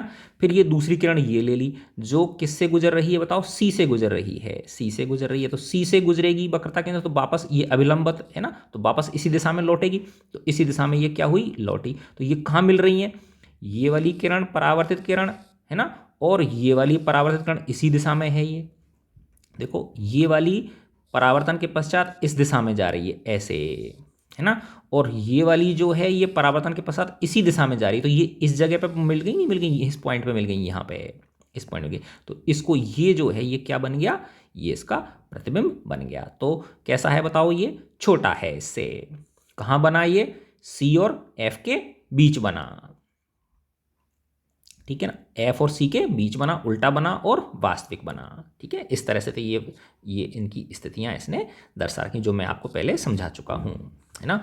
अवतल दर्पण के उपयोग भी मैंने बता दिए थे आपको, है ना, जैसे टॉर्च है, यस, है ना, ये उपयोग नहीं बताया था मैंने आपको, कि जैसे ये टॉर्च है ना, कुछ ऐसी शेप होती नहीं होती है, यहाँ पे लट्टू लगा रहता है इस जगह पे, है ना, वो लट्टू लगा रहता है उसका, है ना, कुछ इस तरह से ऐसी कुछ शेप होती नहीं होती उसकी टॉर्च की, यूँ।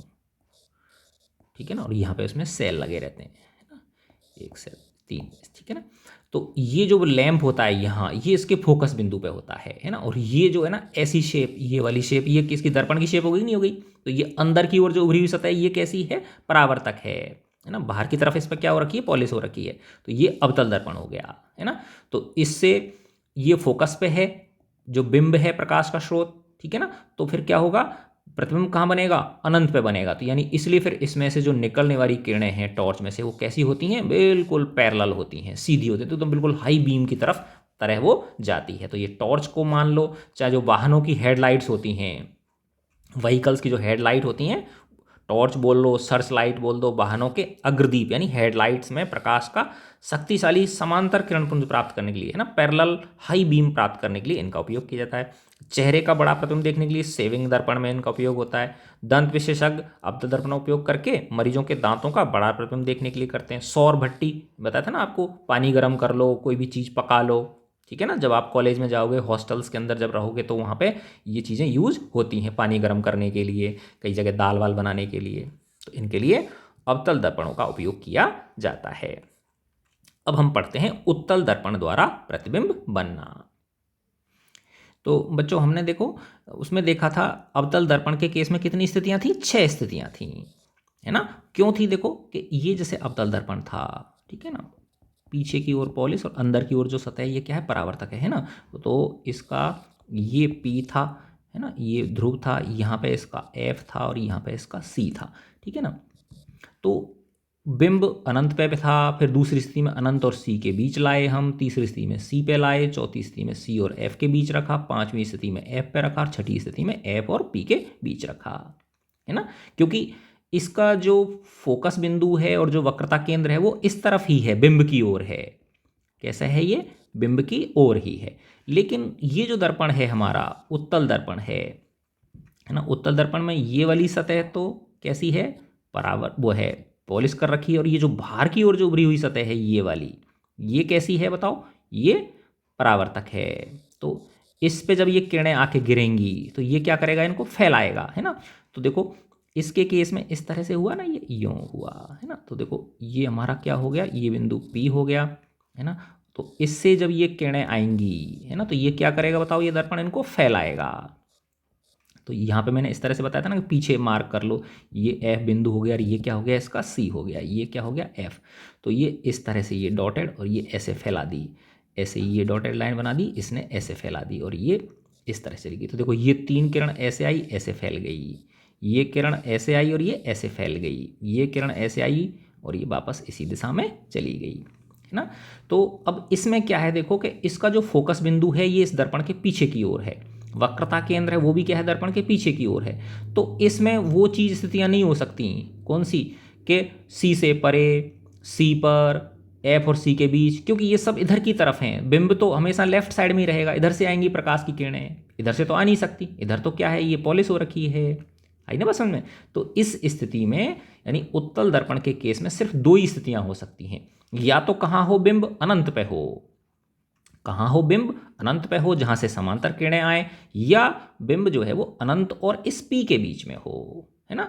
तो ये 2 स्थितियां बनती हैं इसकी। और दोनों स्थितियों में क्या है देखो? फर्स्ट स्थिति में ये चित्र फर्स्ट स्थिति का है, ये किसका है? फर्स्ट का है। जब बिंब अनंत पे है ना, तो प्रतिबिंब कहाँ बन रहा है? फोकस बिंदु पर। कहाँ है बताओ? है ना। प्रकृति क्या हो गई इसकी?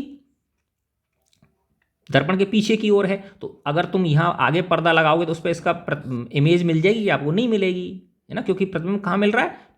बन रहा है पीछे की ओर, और पीछे की ओर है तो वहां से तो किरणें प्रतीत होती हुई आती हुई प्रतीत होंगी वहां से, वो एक्चुअल पॉइंट नहीं है, ठीक है ना। तो ये कैसा हो गया? आभासी हो गया और सीधा हो गया। तो प्रकृति हो गई आभासी सीधा प्रतिबिंब की, और स्थिति कहाँ हो गई?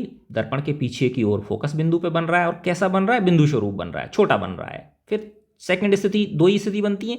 दूसरी स्थिति में मैंने कहाँ रख दिया इसको? ध्रुव और अनंत के बीच रख दिया, माना इस तरह से रख दिया, है ना। ये हमारा क्या है? P है, और यहाँ पे मैंने इस बिंब को रख दिया ऐसे, है ना। तो देखो पहले क्या था?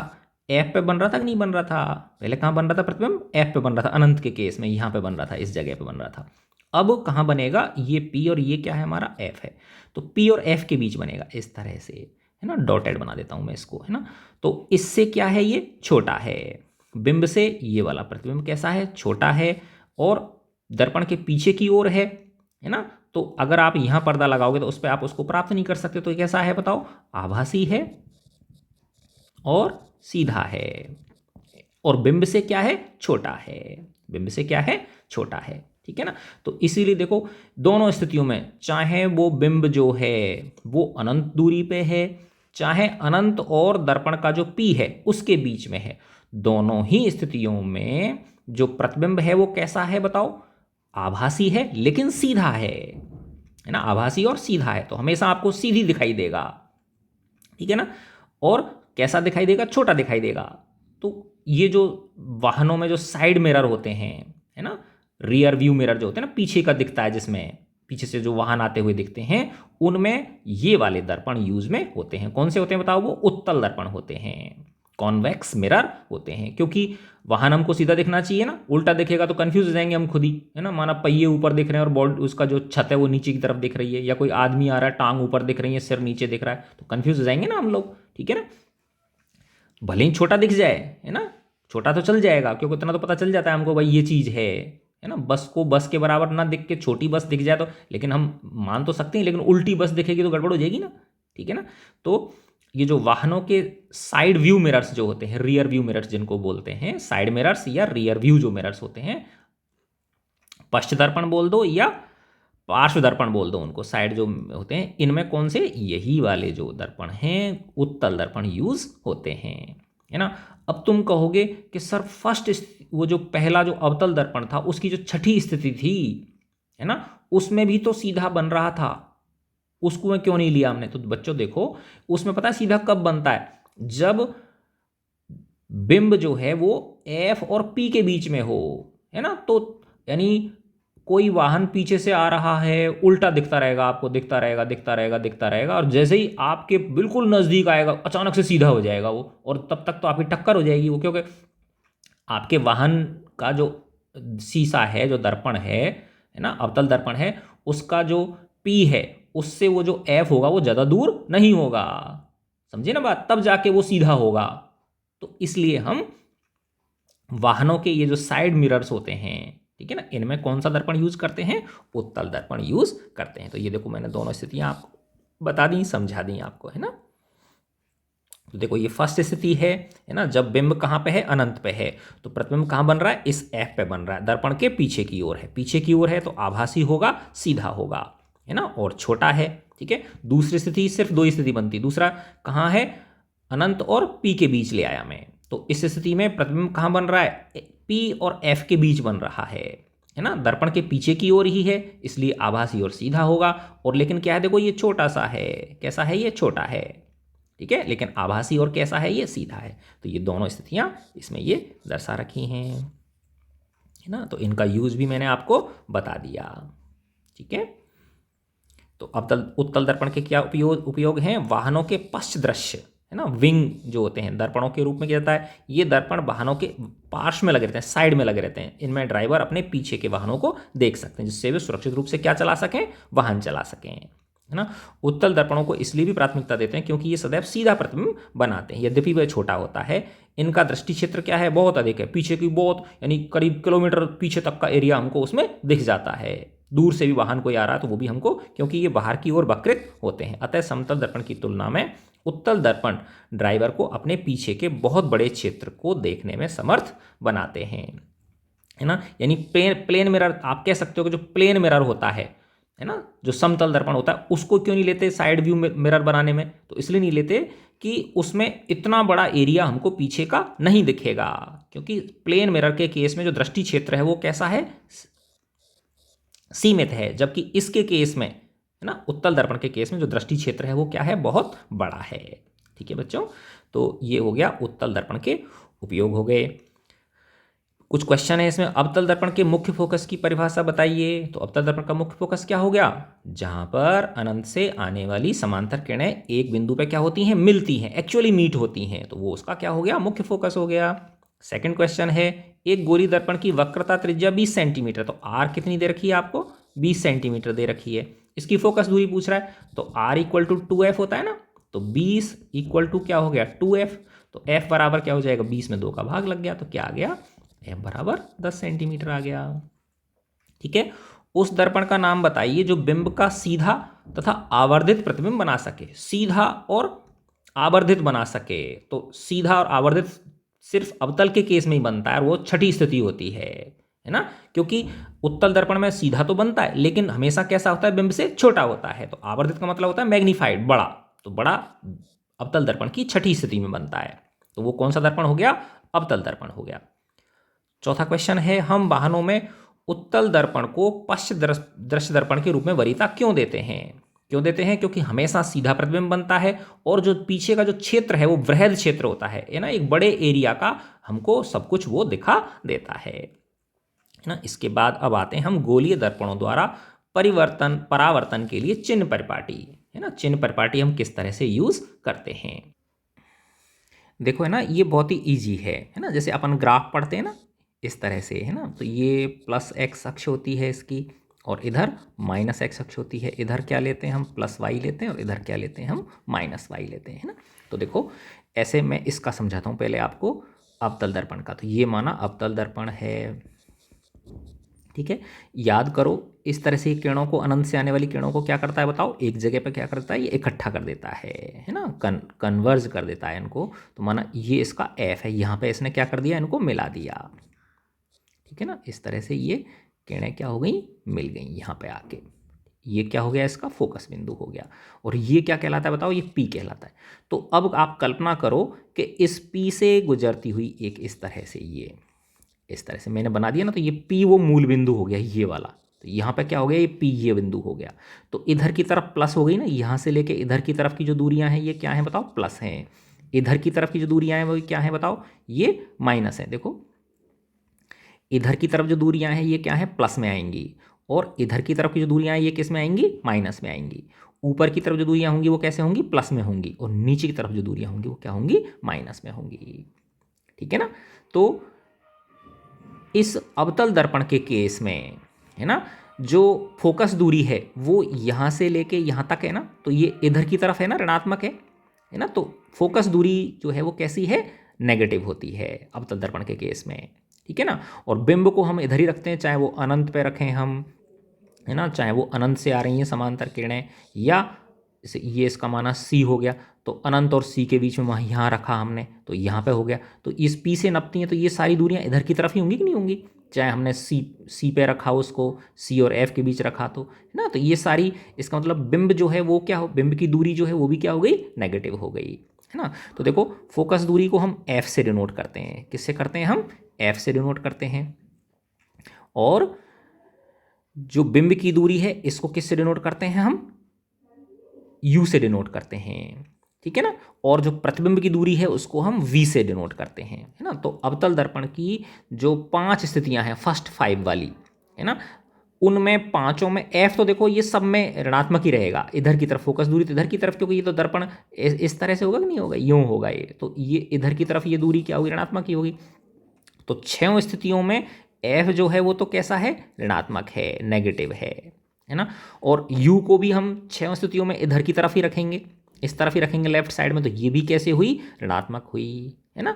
लेकिन देखो v जो है प्रतिबिंब की दूरी जो है, तो फर्स्ट स्थिति में प्रतिबिंब कहाँ बन रहा था, इस पे फोकस दूरी, फोकस बिंदु पे बन रहा था। दूसरी स्थिति में प्रतिबिंब कहाँ बन रहा था, फोकस और सी के बीच बन रहा था, है ना। तो इधर लेफ्ट साइड में ही है ना ये सब। तीसरी स्थिति में कहाँ पे बन रहा था, जब सी पे था तो सी पे ही बन रहा था। चौथी स्थिति में जब सी और एफ के बीच रखा बिंब हमने, तो सी से परे बना, तो वो भी अभी भी लेफ्ट साइड में ही बन रहा है प्रतिबिंब, है ना। पांचवी स्थिति में जब हमने कहाँ रख दिया था, उसको फोकस पे रख दिया था, तो प्रतिबिंब कहाँ बन रहा था, अनंत बन रहा था, तो वो भी लेफ्ट साइड में ही है। तो पांचों स्थितियों में जो बिंब की, प्रतिबिंब की जो दूरी है वो कैसी है, ऋणात्मक है। लेकिन छठी स्थिति में जैसे ही हम बिंब को एफ और पी के बीच रखते हैं, तो प्रतिबिंब कहाँ बनता है, फिर पीछे की ओर बनता है ना। कैसा बनता है, पीछे की ओर बनता है, और आभासी होता है और सीधा होता है। तो पीछे की तरफ, इधर की तरफ की दूरी प्लस में होंगी कि नहीं होंगी। तो जो छठी स्थिति है, यानी जो 1 से लेके और 5 तक हैं, उनके लिए तो क्या है, नेगेटिव है, और जो छठी स्थिति है उसके लिए जो v है वो क्या है, धनात्मक है।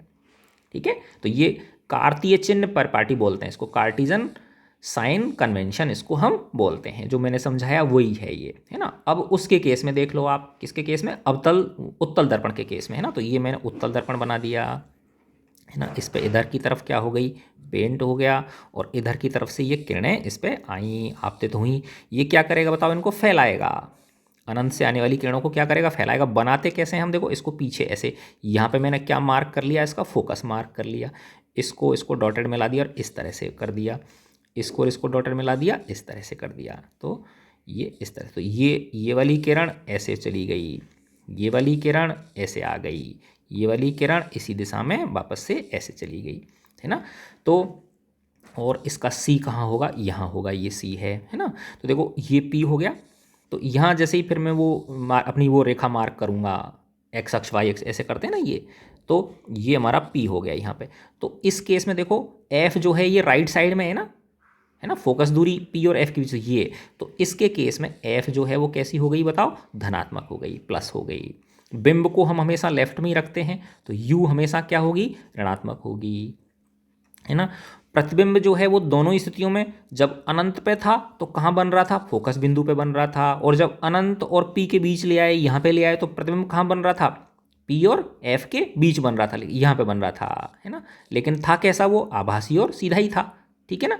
तो रहेगी तो राइट साइड में ही, तो वी भी क्या हुई, प्लस हुई दोनों ही स्थितियों में। तो ये किसके लिए हो गया, उत्तल दर्पण के लिए हो गया। तो इन क्वेश्चन, जब हम न्यूमेरिकल क्वेश्चंस करेंगे उस समय तो इनकी बहुत ज़्यादा उपयोग होने वाला है। तो सबसे पहला काम यही करना, उत्तल दर्पण का आए चाहे अवतल दर्पण का आए, चित्र जरूर बना लेना, तो उससे क्या हो जाएगा, आपको चिन्ह रखने में आसानी रहेगी। तो ये जो है ना, ये इस तरह से ही समझाया हुआ है।